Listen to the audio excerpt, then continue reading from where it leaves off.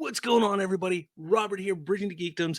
Do I have a show for you today? I know I say that every week, but I'm telling you, these interviews I've been doing have been fantastic. I love it. We got some really cool ones coming up as well. So make sure you hit that like button, hit subscribe, follow the channel so you don't miss any one of these interviews. But this week, I got a chance to sit down and talk with the man, the myth, the legend, Mike Peacock of Misery Point Radio. He has been doing some amazing things with his show, his podcast. He is exploding and becoming something much larger than I think he ever thought would happen. It is a fantastic interview to see where somebody who really just didn't do much or think much about being a podcaster, and then once he finally decides to do it, how much he is able to grow this channel and everything that he was doing to being what it is and what it is becoming.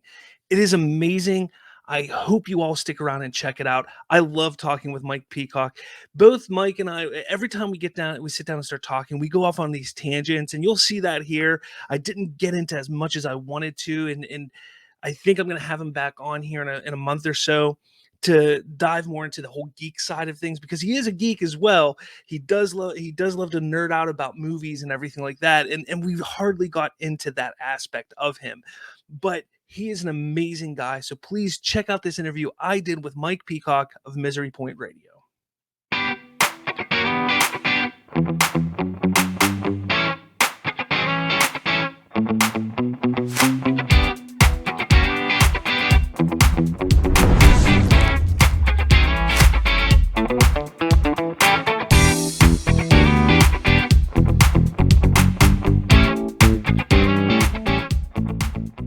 What's going on, everybody? I'm here with Mike Peacock from Misery Point Radio, and he's been on the show before.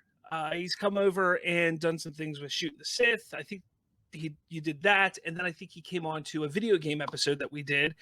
He's a really cool, knowledgeable guy, but he always has something to say. So I want to point that out. It's one of the reasons that I think he gets along so well with everybody at the Spoilerverse, because he's not afraid to speak his mind. So everybody, here's Mike Peacock. What is going on, man? Hey, brother. How you doing? I'm good. So what's new with you? What's been going on? I know that, again, we haven't talked for a while on a podcast at all. So what's new with you? As far as like personal stuff and life and all that jazz? Yeah. Well, working hard to not catch the Rona. Been pretty successful so far. Work is absolutely crazy. I mean, my real person job, not my multi-millions making podcast job.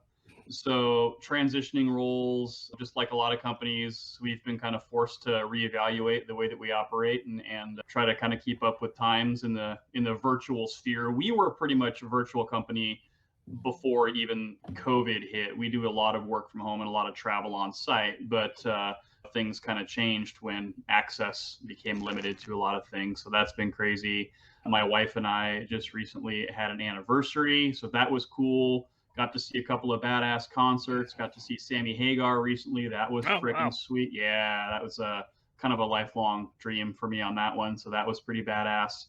And I guess still in the process of getting the completed studio built, studio/bar, full access for live performances and all kinds of cool stuff that's going to be coming down the road for the show.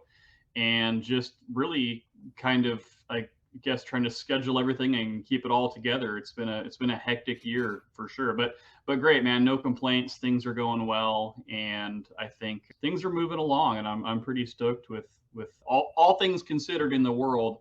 I feel pretty fortunate that for me, I'm still able to kind of move forward on the personal projects and on the work projects and everything. So that's kind of where I'm at in life right now.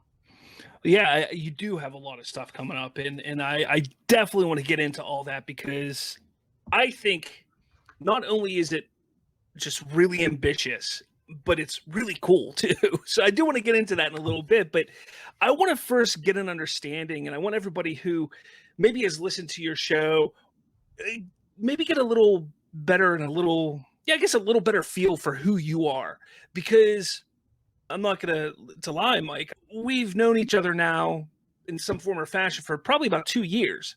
Yeah. But sounds about right. but honestly, I don't know where you come from. I don't know how you got to where you are. And that's the one thing I really like to do is talk to people and find out where they came from. How did they take their passion, their love of something and turn it into being creative? And that's kind of what I want to get to. So tell me, Mike, where do you come from? What was little Mike like growing up?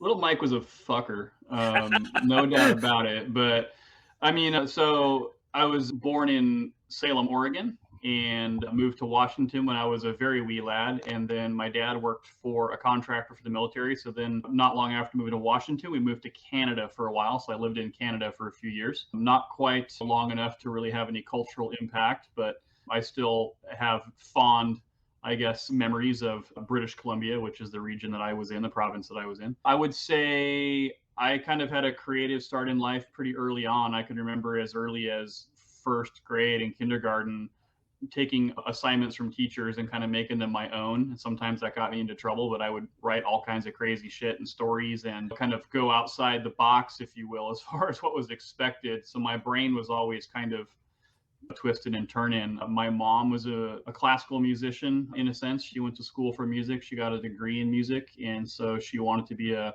recording artist for kind of like the folk rock scene back in the day. She was big into like Crystal Gale and Joni Mitchell and kind of all that kind of stuff, which was really cool. So there was always music around my house. My dad was kind of more of a rock and roller. So we always had stuff like Pink Floyd and Led Zeppelin and the Doors and all that kind of stuff, as well as, like Simon and Garfunkel and some of those really cool kind of singer-songwriters. And so I started playing music, I think, when I was in junior high school, and I pursued a kind of a passion for music and playing in bands all the way through the time I graduated high school and into the start of my college career, which I never finished because I fucking hate school. But yeah, so I mean, for me, the seed was planted early on to try to do something creative. I also had a journalism background. I wanted to get into writing for magazines and publications and stuff like that. So I pursued journalism when I was going to college, and then I just ran out of money as this, and I just didn't want to. I didn't want to get loans and be indebted for the rest of my life because I knew ultimately I really wouldn't pursue that avenue like for the long term. I really wanted to get into music, and look how well that turned out.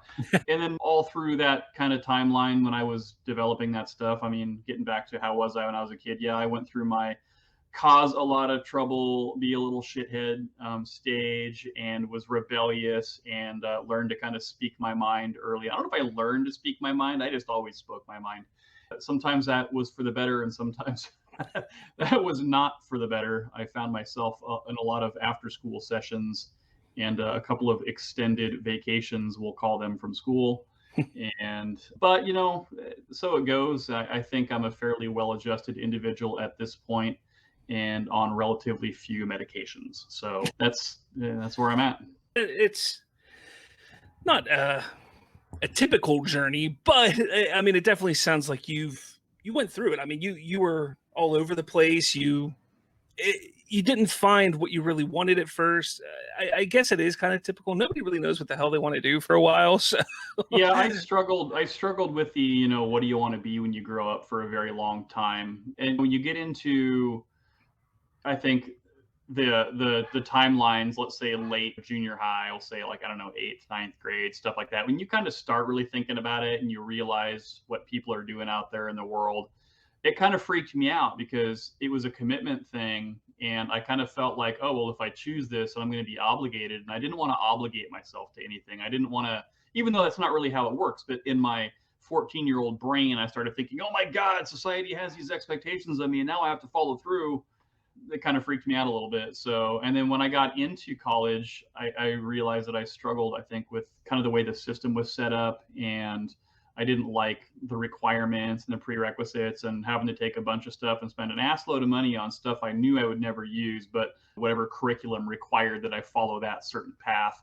So yeah, I bounced around a lot, tried a bunch of stuff, and that's ultimately why I ran out of money, because I kept switching my majors. I kept switching my entire career paths, and then I got into cooking as a profession, became a professional chef. And as far as making my career outside of music and creative endeavors, that was really kind of what sustained me for 15, 20 years. So I was able to make a pretty good living doing that, and that allowed me to pursue other avenues as well. So and not have to feed my family top ramen and mac and cheese and potatoes for the rest of their lives. So Hey, there's nothing wrong with ramen noodles, all right? yeah, you can be really creative with ramen. Trust me, not at Really? all. Yeah, it's crazy. You're talking about you didn't like the structure, the way that college, the way it was, and I have to agree. And luckily, I kind of discovered it honestly within the first. I want to say it was 3 weeks of college when I went. I was actually going to ministry. I was going to go be a youth minister, and I got into this special program from one of the local Christian schools, and it was an off-site program, more hands-on. So you would be working within the community in the churches while learning what you're doing. But we also had a couple classes at the university, and would have to travel 45 minutes a couple times a week to go to class. Well, the one professor said, you know what? Instead of making you guys travel all the way out here, I'll come to you. And I was like, okay, that's great. Well, he started doing this class. I want to say it was at like 5 o'clock, or maybe it was 4 o'clock. No, it was 4 o'clock class. And that was fine because I had to have a job. I couldn't go to college and work at the same time, or not work at the same time. So I went to the class, the first couple times he had it, no problem at all. But then he changed it. He said it's going to be at 6 p.m. Oh, it's going to be 6:30 p.m. And I couldn't make the classes because I had to be at work by 6:30, 7 o'clock at the latest. And it ended up where he was like, look, like he told the head of this program, she came up to me and she goes, look, you need to start going to class and you need to get your priorities straight. And I'm like, whoa, whoa, whoa, whoa, whoa. First off, my priorities are straight. If he kept it up at the university, we could just drive there. I could go to class and go to work and I'd be fine. He's changing it up. He's making it different times, and I can't. And who can function that way? And she's like, well, you need to get your priorities straight. And I'm like, what don't you understand? I think my priorities are pretty straight for being a college student, going to work. I'm working and I'm trying to go to school. Well, you're going to have to figure it out. And I was like, you know what? A school that's going to act like that and say, oh, it's okay for the professor to constantly change the times of the class. I wasn't having it. And I literally stopped going after 4 weeks. I said, look, my priorities are, I need a job. I can't go to school and not work. So I ended up dropping out of college altogether. And yeah, we see where that got me now. So yeah, as far as structure and stuff, it wasn't so much the structure because I actually crave structure.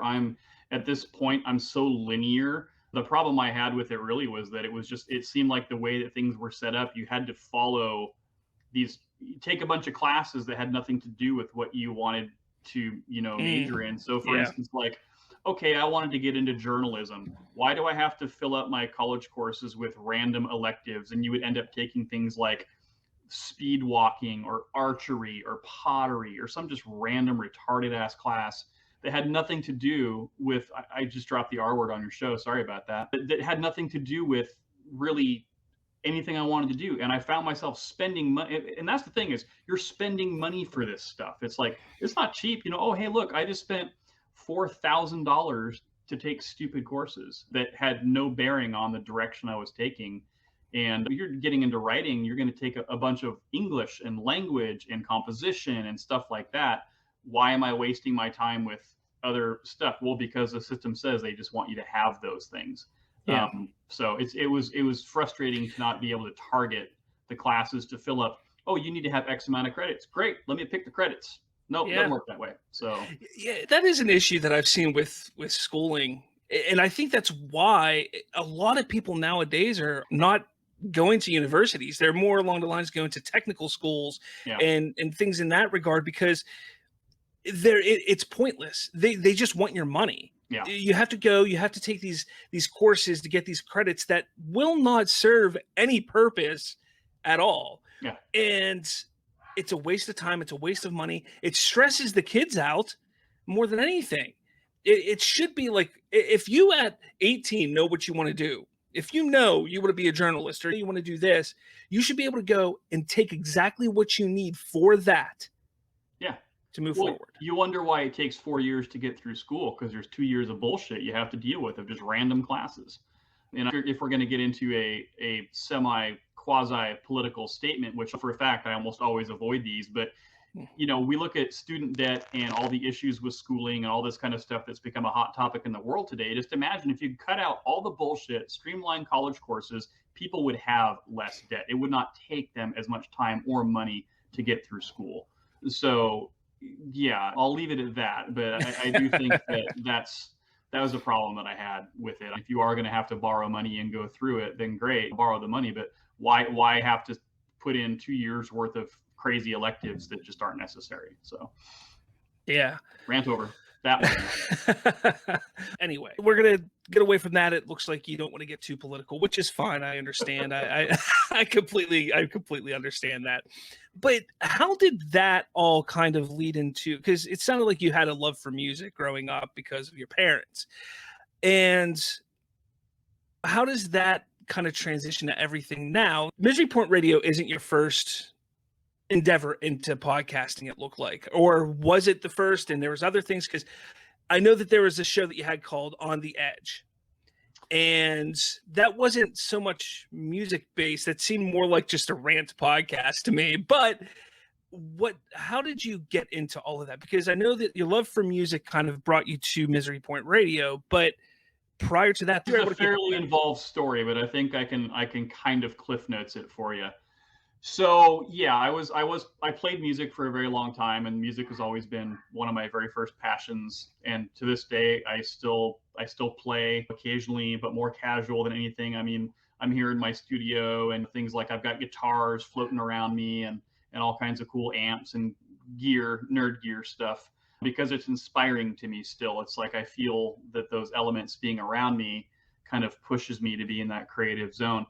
But I got out of playing in bands when I kind of decided that I didn't really like certain elements of actually the music business. Playing shows and driving long distances is tough. Loading and unloading gear at ungodly hours of the day sucks ass. Having to get to a club at like 2 o'clock to do a load in, and then playing a show at like midnight, that kind of shit sucks. And that's great when you're single, right? But if you're gonna have families and stuff like that, that's just a tough lifestyle. And I honestly just didn't have the patience for that element of it. Plus the fact that I was really, just like everything, kind of wishy-washy about what I wanted to play, what I wanted to do.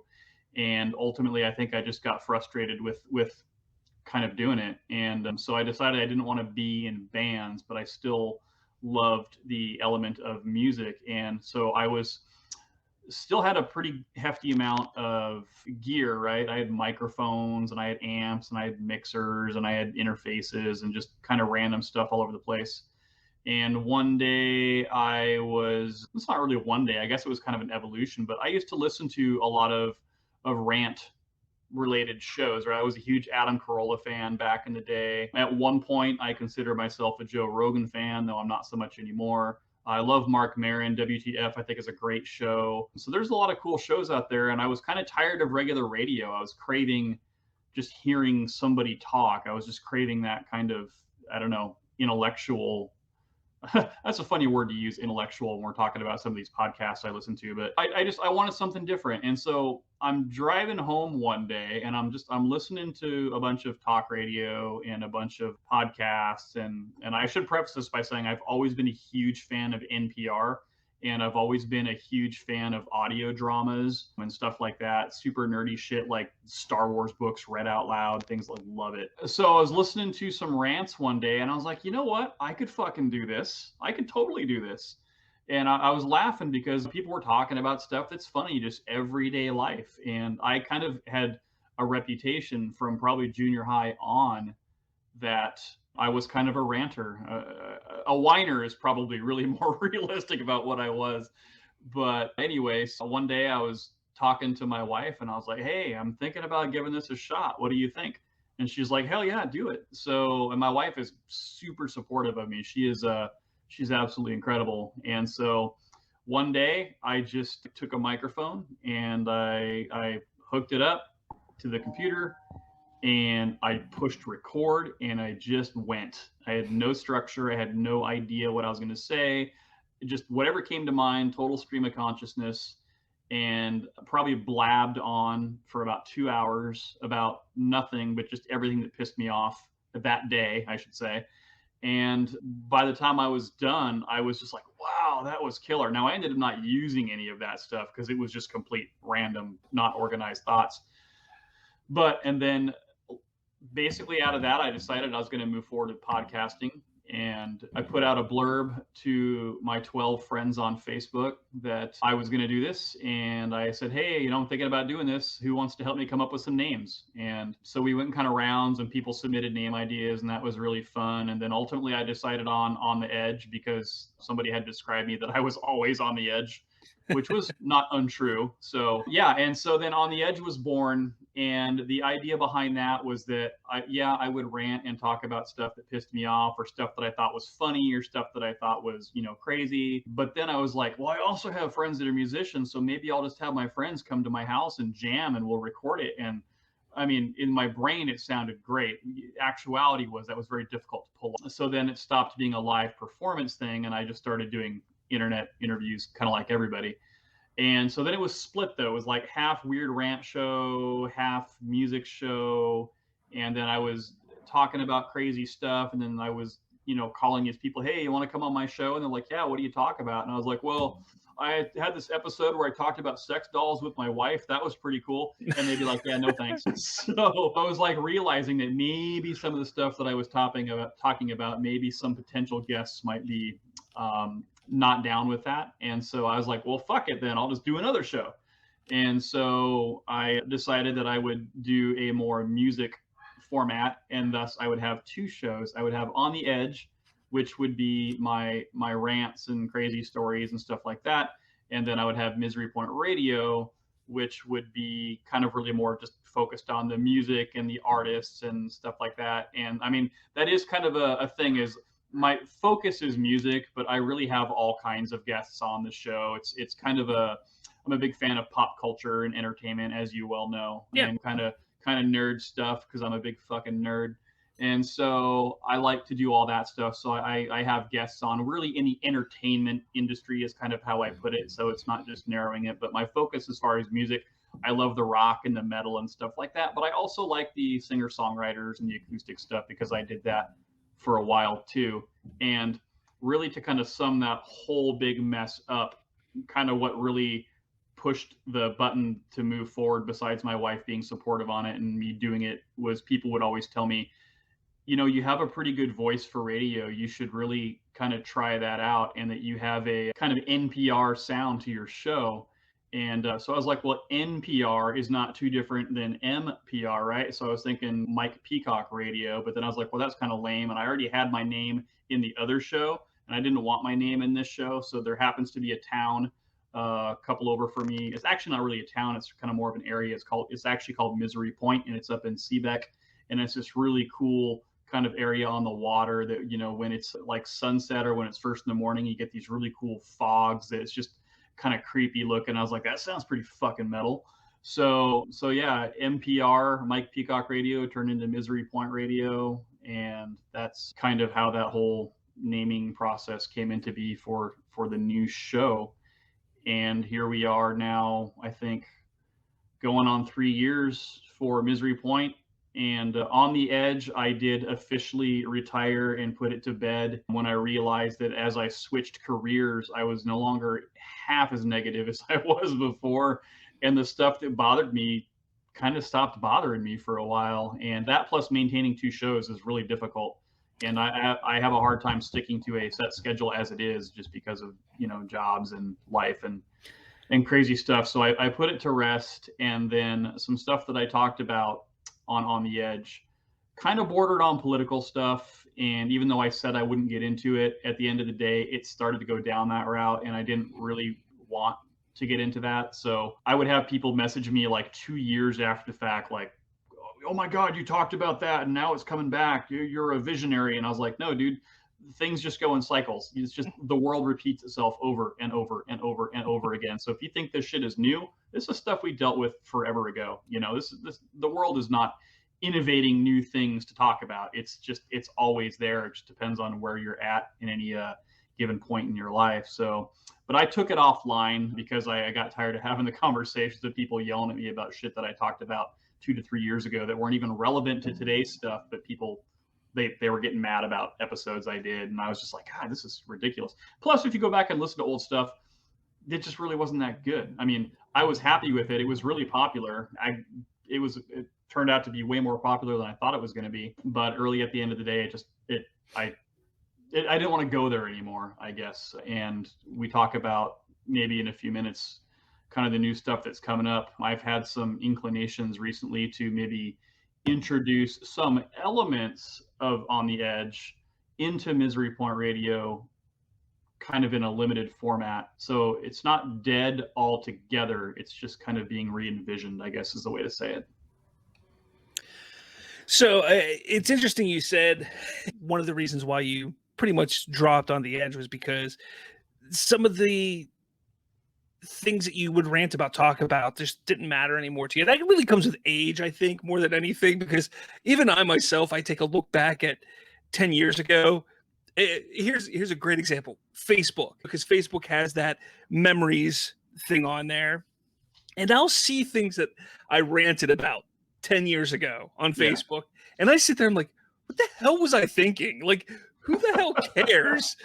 And I'm like, today, like, why did I care?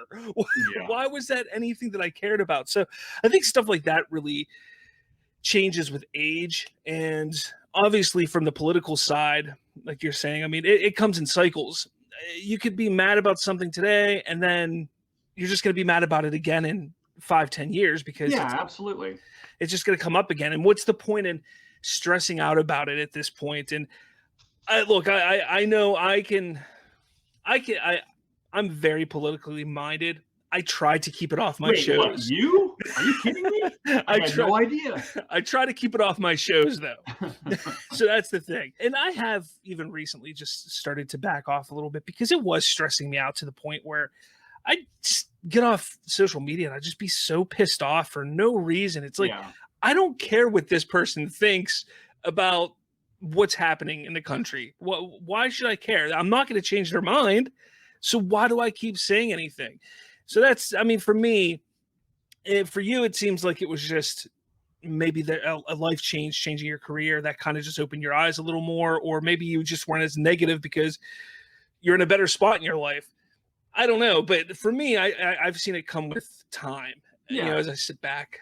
Combination of factors, and kind of running out of stuff that really just got me going. And I mean, I'm kind of a hothead. You know, I'll get worked up over stuff still, and I think the difference is, you know, I'll rant to the ether. And when I started that show, I really thought nobody would listen to it. I just thought that I would sit down and turn on the mic and just unload on the universe, and that would be the end of it. And that was kind of like self-therapy. You know, it didn't cost me any money to go and tell somebody my problems. I just would tell the ether my problems, and there you go. That was it. That was the end of it. But no, people started listening, and then I got kind of more into it. And some of the stuff was awesome. I mean, we had some great episodes and had some cool guests and talked about some funny stuff. But yeah, I think my perception changed, my priorities changed, and I think just the direction. That stuff was fun to do, but I wouldn't say that long term it was going to be something that was going to be satisfying, right? It was really kind of a in the moment thing. And whereas, because I don't play music so much anymore, and I still have a love for a lot of things to do with that industry, this was kind of a Misery Point Radio became a way for me to still be involved in it, just really from a more behind the scenes side of things. And, you know, I can still have awesome, fun conversations with people and kind of hear their side of life, their stories, their rants, their things that drive them nuts, their things they think are awesome, or things that inspire them. And I think I get more satisfaction out of that. Plus, I look at it like, I talk to people now almost every day from bands that I listened to growing up. I get to talk to my heroes sometimes, and it's pretty surreal and very rewarding. And when somebody that you admire their work or whatever, when they call you or they message you and give you a, hey, what's going on? It's like, oh wow, this is really cool. No, we're not even talking on the show. This guy just wants to say what's up. I mean, that's pretty fucking cool. So yeah, I get an immense amount of creative satisfaction from the current format, and I think that the things that bother me in the world are still there, and the things that I rant about are still there. I just choose a different forum now to really illustrate that, I think. Do you listen to podcasts that sound like this? Hey, welcome back to the Super OK Podcast, where our audio sounds mediocre. Or do you prefer podcasts that sound more like this? Crisp, clear, fun, easy to listen to, and full of awesomeness? Well, then you should check out Spoiler Country, hosted exclusively over at Spoilerverse.com. Yeah. Yeah, I mean, I get it. I really do. I personally try to stay on topic with things. I can get a little hot-headed myself, be very opinionated on things, but I try to stay on topic and not allow things to bother me like they used to. It's just sometimes it's just tough anymore. It really is. Today's world, I think it's more along the lines of I'm starting to realize what this world has become, especially with social media now, and seeing how it gives a false sense of protection or something like that. I don't know, when it comes to a lot of people, and I get aggravated on Twitter, I get aggravated everywhere, and for me, I make a conscious effort to leave that stress to the side now. Recently, it seems like I've been dealing with anxiety for a number of years, and I never knew that. I had no idea. Like, for me, it's kind of like anxiety. Like, why am I'm not anxious. I perfectly fine. I'm, somewhat healthy, overweight, but somewhat healthy. And I never realized some of the things that just can build up inside of me and not even realize it. So ever since I've realized this, and I've been speaking with my doctor, and we're trying to figure out what the best course is to handle it. One of the things is I'm trying to get rid of all that stress and all that unnecessary distractions and stuff out of my life. So that's kind of what's been going on with me, and in that regard, that's why, for any of you who follow me on Facebook or like that's where you're going to see a lot of stuff. I know, Mike, I think we're friends on Facebook, so I'm sure you see a lot of my stuff, but I've backed off a little bit. I have, and I think that I don't think you're alone in that sense, because the reality is anxiety, there's a lot of root causes for it. But if you look at social media, for instance, which I truly despise, and the only reason I do it has to do with more or less the show and then the occasional wanting to keep touch with friends. But I go through very consistent purges. If there's certain people, even if I like them, if their entire existence is just trying to push a narrative, I'm really not into it. I think that when you're constantly bombarded with negativity, and the negativity is going to be different for each person, right? Like what you might find negative, I may be the opposite and get some kind of joy out of it, right? So you have to define what elements you don't want in your life, and social media is just what I think once started out as a way to keep touch with people really now became everybody's personal agendas. And it's overwhelming, and it spurs negativity. And there's days on there where, I mean, just you open up your Facebook feed, for instance, and your friends are fighting with each other, and it's like, oh, this is great, over silly shit. But it's a reality now. I mean, social media it's not just a thing people do occasionally. Like, it's a major driving factor in people's lives. I work for a branding and advertising company, and let me tell you, Facebook is a big deal in the branding and advertising space. And people take so much, I guess, serious element. I don't even know how to say what I'm trying to say. Companies value Facebook because of the amount of people they can reach. And you don't think about that. You open up your feed and you wonder why you talk about some brand of fucking underwear. All of a sudden it shows up on your feed. Well, there's companies that's all they do is try to figure out a way to, do keyword searches. And then your internet company sells your stuff to this company who sells your stuff to this company. There's a lot of reasons why that happens. And it's the emphasis that is placed on social media from like a product placement standpoint and a lifestyle standpoint, everything. It's so huge. And I will say it's done really well Yeah. to the point where it catches me sometimes. I'll be scrolling through Facebook. I'm like, hey, I was thinking about that. And I click on it. Oh, And you don't think like, wait, why the hell is that on there? How do they know? And some people think about it. I've thought about it from time to time, but it is good. And there's sometimes where I'm just like, I'll click on it. But then once you click on that, that's all done. you see. That's all it. You're done. you see for So, next... when you stop looking at those dirty pictures there, Slavinsky, it's going to catch up with you. I don't do that. He says that online. Yeah, no, I mean, it's funny. I made a joke online one time. I was like, hey, thanks Facebook for posting all these pictures of dudes in their mankinis. And my friend John was like, well, the only reason they do that is because you would have clicked on one at one point, Mike. And I was like, I don't know, did I?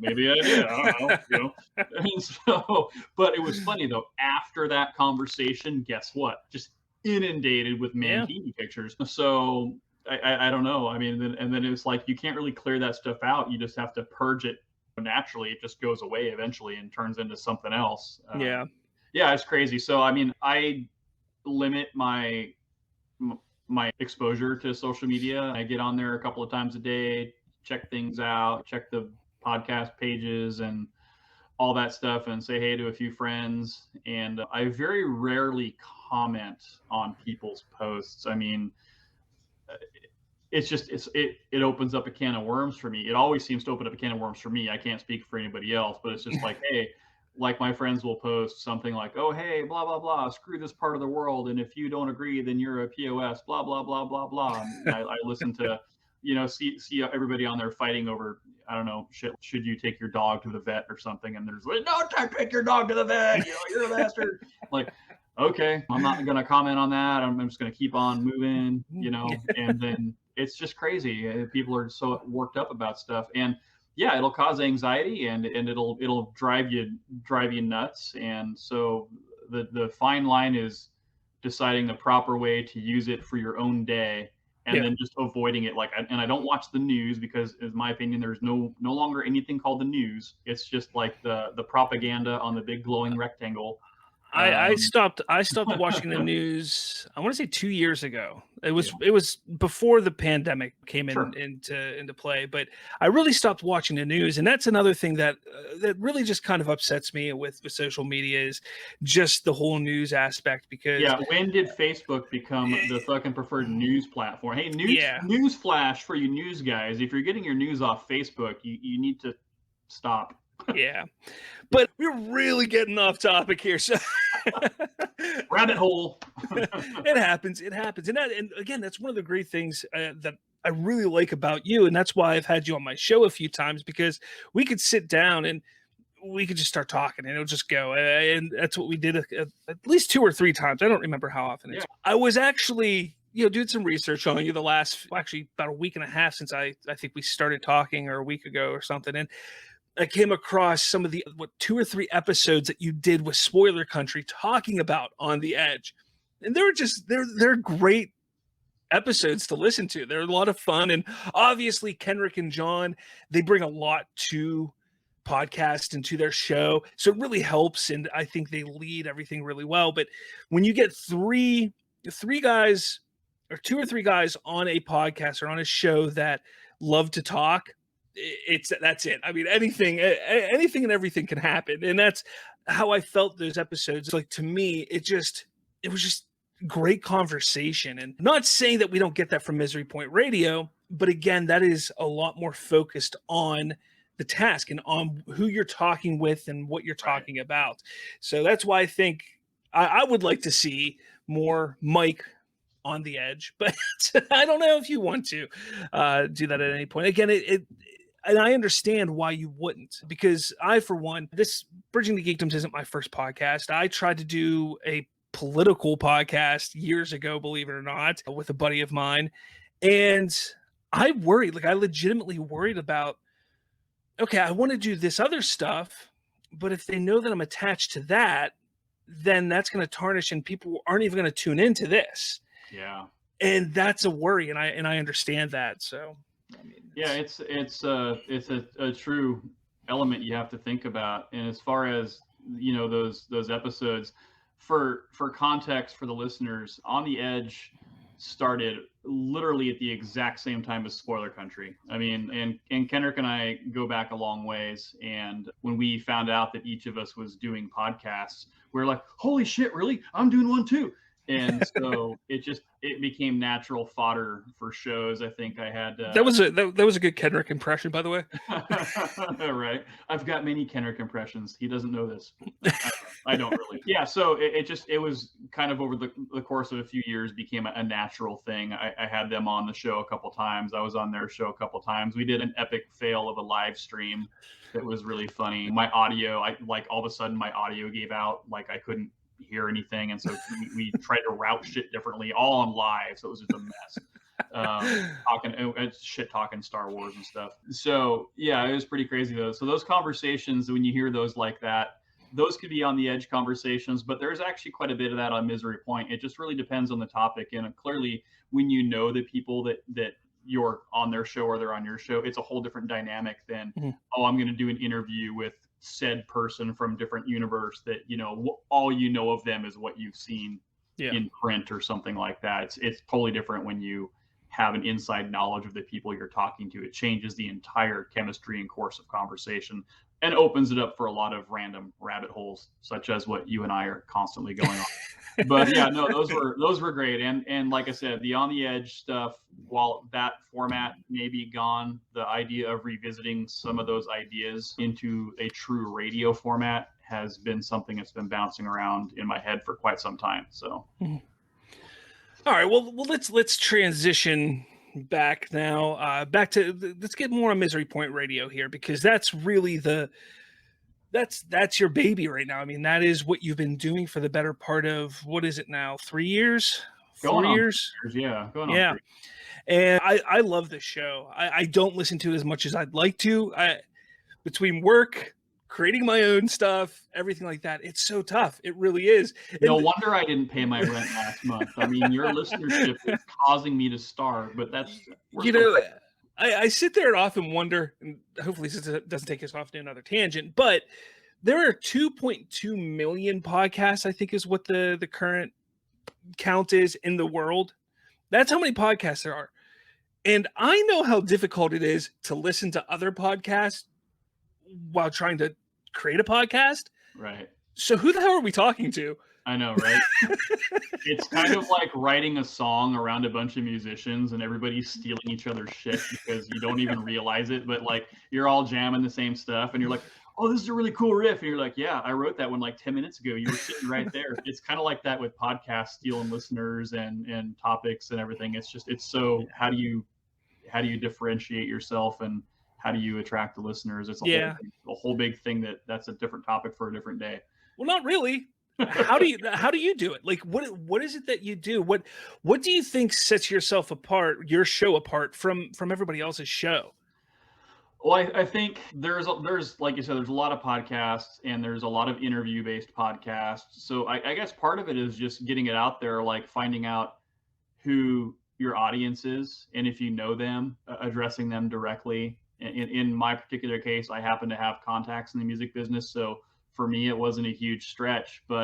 And then I try to approach interviews like they're not interviews, right? I don't even like that word interview. I hate it. It's a conversation. It's a conversation with friends. Even if I don't know you, I'm going to try to make it seem like we're long lost buddies because I do my homework if I don't know you. And so I feel like that I can talk to you on your level. And I try to make it casual and enjoyable and fun. And because I know that some people get super nervous doing interviews, even people that have been doing it for a long time. And you just have to make them comfortable with it. And you have to convince them that it's not going to be like every other interview that they've given. So when you're talking to, kind of indie people, it's not so much of a big deal. But when you start breaking into conversations with established acts, or people that have representation, for instance. And I know these guys, they all do their homework. They know what they're talking about. It's not like they're flying blind on these guests. So the formula is pretty much similar for me. It's finding the right people that match with the messages that you're trying to send. Sometimes it works out, sometimes it doesn't. I also focus on trying to make sure that my show's sound quality is top notch to the best of my ability. And you can have super epic content, but if your stuff is just unlistenable from a production standpoint, people are going to tune out. And I get shit all the time from people to say, no, you got that backwards. It's true. You can have shitty sound and great content, but that will only get you so far. It does matter. I listen to a lot of people all the time. People just send me, hey, can you give me a critique, like directly? Hey, can you tell me how much this sounds? And I'm like, don't ask me that unless you really want me to tell you. Yeah. But I'm not a dick about it. But it's just like, for instance, hey, it sounds like you have a condenser mic in the middle of a room made out of glass, and it's just bouncing everywhere, right? That's unlistenable. I mean, people might, your friends and family might go, oh, how cool, little Timmy has a podcast. And then they listen to it once and then they never listen to it again. So you have to have some kind of, put some effort into the quality of your sound and the quality of your presentation. And that doesn't mean you have to have like super pro audio gear or, you know, really, really, really high tech stuff or hire editors and stuff like that. No, just make sure that, you know, your toilet's not always flushing in the background. Make sure that if your dog is always barking, get your dog out of the room. If there's people yelling next door, like your parents are fighting or something in the next door, then those are elements you just have to be able to remove out of it. And I just think there's a lot of people that they just push record and they talk, and whatever happens, happens. And that's great. I love the concept of the raw, unfiltered podcast. In fact, I was big on that when I first started, but then quickly realized that, you know, it's just, it comes to a point and it starts to get annoying. And I like to listen to shows that sound decent. They don't have to sound amazing, right? I'm not going like that level, but I think that there's some shows that are absolutely fantastic that are just really hard to listen to because the quality of sound is just so bad. And so I put a lot of effort into not being that person. And I try not to be an audio snob about it, but if I'm going to put myself in the category, I am kind of an audio snob. But I'm also not professional. There's things that I'll miss, and there's always, I'm always looking. It's never good enough, I guess. I'm always switching out microphones, switching out cables, trying different plugins on my recording software, all kinds of stuff that I do in search of that ultimate sound, which I feel like I have yet to achieve. But I feel like if you listen to my show, then at least you're going to get decent sound quality and hopefully a fun conversation with people that you may not have known something about before you tuned in. So, and maybe you now got some exposure to new bands or new artists or new writers or new authors or new illustrators or new filmmakers that you hadn't been aware of before. And that's when it's really cool, was when somebody leaves a comment and they say, oh, wow, yeah, I'm going to go check that guy's stuff out. That's really the end game right there, is that you've now introduced something to somebody and you've impacted that person in some way. I think that's super cool. Yeah, I think the first thing that I actually said to you when we first started talking was the quality, the sound quality of your show.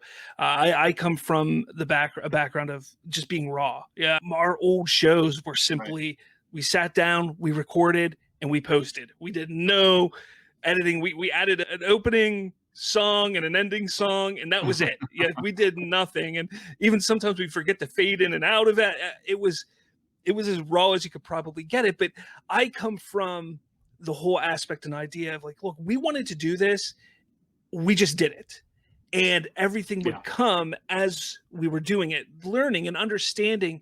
You know what, let's focus on what we're saying, get the oohs and uhs out of there, stop saying those filler words so much. All right, now let's look at the quality of the mic, our mics that we have. Oh, we want a condenser. Oh, we want a switch. Oh, we want like, there's so much that starts going into it as you get into more and you start to believe in yourself a little bit more. You're like, you know what, I really like this, I think I can do better, and you build off of that. And again, like I said, I think the first thing was that I ever said to you was, man, your show sounds good, because coming from what I was listening to when I would listen to my own show, it was night and day. And I'm not saying that because anything really sounded better than my show back then, but it really, really did sound great. And that was the first thing that just kind of stuck out to me with your show, was just the sound quality. Thanks, man. And I want to also just kind of jump in there on that real quick. You kind of hit on an important part, which is that you were just kind of figuring things out as you went, right? Yeah. And the evolution is a natural thing, and it has to be. And I would definitely always encourage you to just start, just get going, just start it, make it work, and fix things as you go, because we'll all do that thing. Like if you sit around, oh, I'm going to start my show and I get this mic, and then you go, oh, well, I'm going to need that mixer before I use that mic, and oh, I'm really going to need new speakers. Oh, and I'm probably going to need a new computer, and you'll just keep telling yourself all the shit you need, and then you'll never start it. It's always, so no, you got to just start with what you got, and then improve as you go. But there's people that have been doing the same show for say 3 years. It sounds exactly the same as day one. And if that's your concept, then bless your soul. But I can't hang with that to a point, and they know. And there is something to be said for having that raw sound. And I applaud people, because it can still be done properly. But there is a point, like if the 12 people are sharing one microphone in the middle of a big room, I'm not tuning in for that. Sorry. Yeah, I've heard some shows that do it well, that raw sound. My show wasn't one of those shows that did it well. Now tell me though, because Misery Point Radio, we just talked about it. You've been around almost 3 years, but you've got some big plans, not just for Misery Point, but for just your whole idea and aspect of kind of pushing this show and this idea further. So tell us a little bit of what you're doing here. Yeah, so as I mentioned kind of when we first started chatting here, I have a love for like the spoken word, and I'm a huge fan of radio, audio dramas, audiobooks. Love just the concept, especially like old time radio. I'm just a huge fan of it. And I think part of the inspiration for Misery Point Radio was also taken from like the Two Dog character in Fallout, which I'm a huge fan of Fallout, and kind of the old time radio broadcasts, and just the images of people sitting around the big ass console radio and just kind of listening to things, because that was the media choice. And so I always told myself I wanted to really get into radio, like proper stuff. So over the course of the last couple of years, I've been working on expanding the concept of Misery Point Radio. People would always ask me, oh, well, you have the word radio in your name, so what's your call sign? Like, how do I tune in? And we're like, well, it's kind of funny you mentioned that. You have to go on the internet, right? But that being said, so Misery Point is growing from just being a podcast to I am literally 3/4 of the way done with creating the full internet station. So Misery Point will still have a podcast element to it, but really what's going to happen is kind of like, I guess you could say, what the Spoilerverse did, right? Where they took this content from multiple creators and put it into a hub. Misery Point Radio is now a fully licensed radio station as it stands. At KFMP is the actual registered call sign, so we are officially a radio station. And then on this station will be 24/7 music. And again, I focus mostly on rock and metal, but we'll have other genres coming out as well. We'll have different shows with different DJs, and we'll have a segment for local artists, because I'm a huge supporter of wherever you are, support your local scene. Even if it's not something that you yourself are always going to be in, you have to take care of those hometown folks. And it kind of goes back to me wanting to support friends and have friends on the show. So my current format that I have now, where I interview, will become a part of a 2 to 3 hour full radio show where I play music, have conversations, and then I'll insert the interviews that I have in there as well. And then we will also feature other podcasters, if you will, that we will now switch their format from just podcasting. We'll be playing these podcasts on Misery Point Radio in rotation on a schedule. So you'll have time slots and things like that. So of course, many of the folks on the Spoilerverse are going to be involved in that process, as you yourself there, Mr. Slavinsky, you're going to be pimped out on the air as you deserve to be. Thanks. And so it's just kind of a dream, I think, that I've always wanted to do. But now that I had to tell myself to stop talking about it and start actually doing it, which I am kind of known for talking a big game and not always following through. So I had to tell myself that, dude, get off your ass and just start making this happen. And I found a lot of excuses. Oh, I'm too busy. I can't do this. I can't do that. And it's true. But then I'll give myself excuses until I don't get it done. So where it's at right now is that the station is going to be hosted on a platform called Live 365. And Live 365 is a great solution for radio people, because what it does is it also provides proper licensing, which is the important thing. I mean, if you and I, Robert, just took a bunch of music files that we like and we put them into a timeline on our audio workstations, on our DAWs, and then publish them and put them out, well, then we're guilty of piracy, right? I mean, we're basically playing other people's music, and those people aren't getting credit for it. And if they're established acts, then they could be a financial hit for them. If they're not established acts, it could be an exposure thing, is any number of things. But so Live 365, for the hosting fees that you pay into it, actually pays royalties and licensing fees, which for me was a big deal, because if I did this, I wanted to do it properly. So the music is uploaded onto a server, and then basically when we play the songs, all the metadata, all the tags are recorded, which means that I can only play music that has meta tags on it for the time being until I get in there and manually do that shit, which is a huge pain in the ass. But so yeah, you'll be able to listen to it and hear the songs, and then every time those songs play, if the artist is registered with ASCAP, BMI, or CSAC, then they're going to get their royalties that they're owed. So that's important to me that I did that the proper way. So having a mix of actual radio content with songs plus talk radio format, which is a huge passion of mine as well, is kind of like a dream come true. And being able to partner with the Spoilerverse also to support friends and their endeavors, as they're hugely supportive of me and have been since the get-go. I think it's a huge undertaking, and it's quite expensive.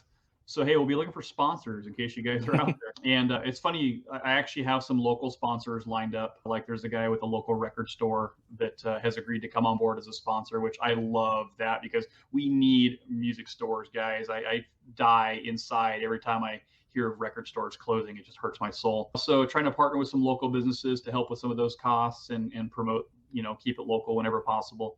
So it's happening though. I mean, I was hoping to have it launched by November, but that's probably at this point looking unrealistic. At the latest, we're going to shoot for a New Year's launch for the full thing. But you can listen to the Misery Point Radio, just the music station. It's in beta right now, so there's no shows loaded up onto it, but it's all 24/7 music with some ads.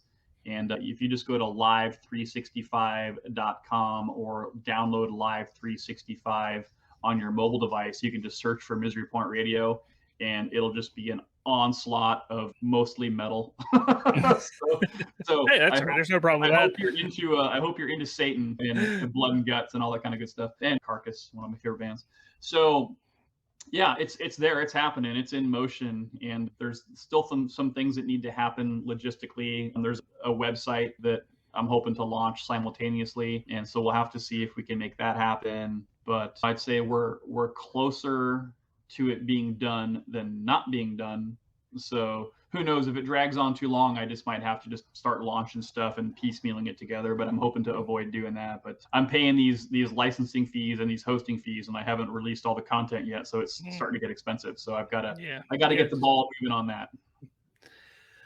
Well, that, again, like I said earlier, it sounds super ambitious, and to go from really a kid, a guy that just really enjoys music, to jumping into the whole podcast realm, testing it out a little bit with On the Edge, starting Misery Point Radio, and now you're making a radio station. That's nothing to be balked at. That's crazy. I mean, who would have, if you would have thought about it 10 years ago, would you have ever thought that this would be a thing? No, even though I really wanted to be those radio announcers that would come on and have their cool voices in the commercials and stuff like that. I just thought that was really cool. So yeah, now that it's actually happening, I can't even fathom it. It's super cool.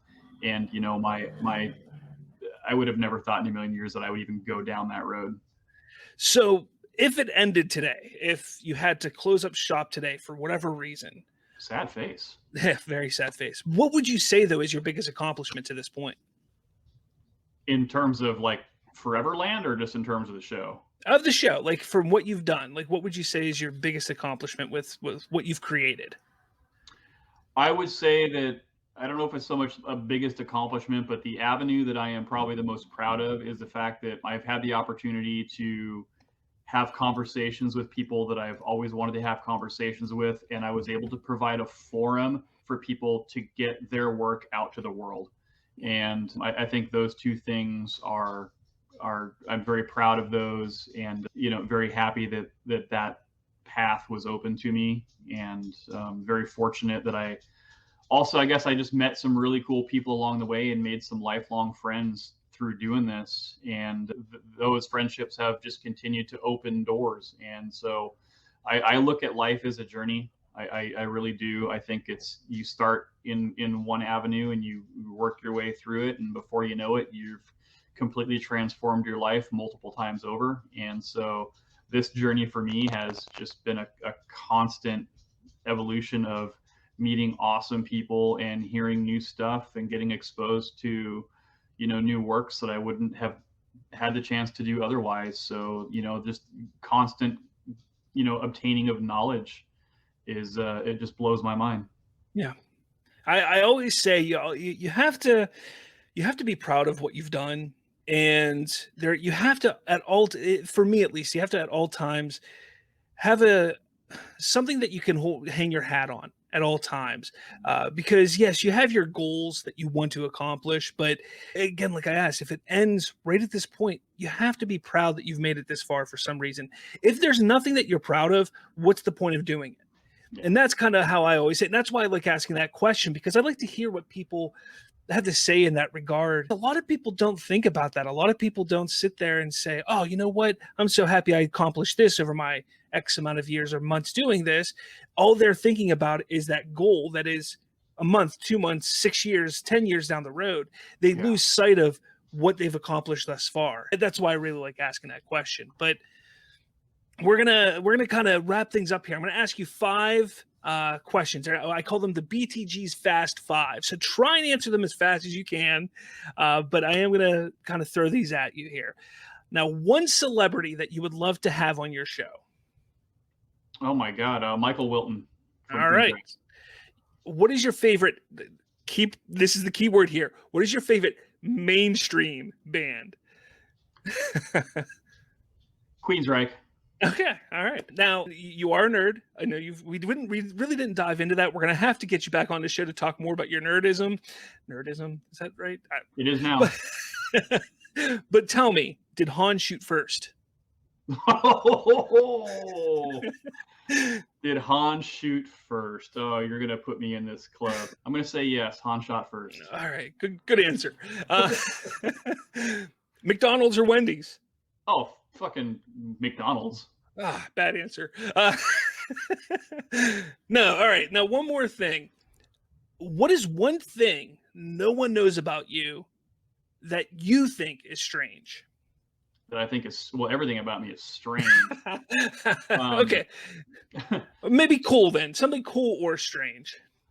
Well, to continue on with my super nerdy, fanboyish Queensryche obsession, I once wrote a screenplay to develop Operation Mindcrime into a full movie, and I was working with Queensryche's representatives at the time, and I was allowed to submit multiple screenplays to them for consideration, which was really cool. And I tracked down all their people like by super guerrilla tactics, which was awesome. And of course, nothing ever panned of it. The band ended up kind of going through some tough times, and there was legalities involved at that point. But yeah, I fancied myself wanting to get into screenwriting at one point. And so that was one of the projects that I thought had trajectory to go somewhere, and it never panned out, but the process was awesome.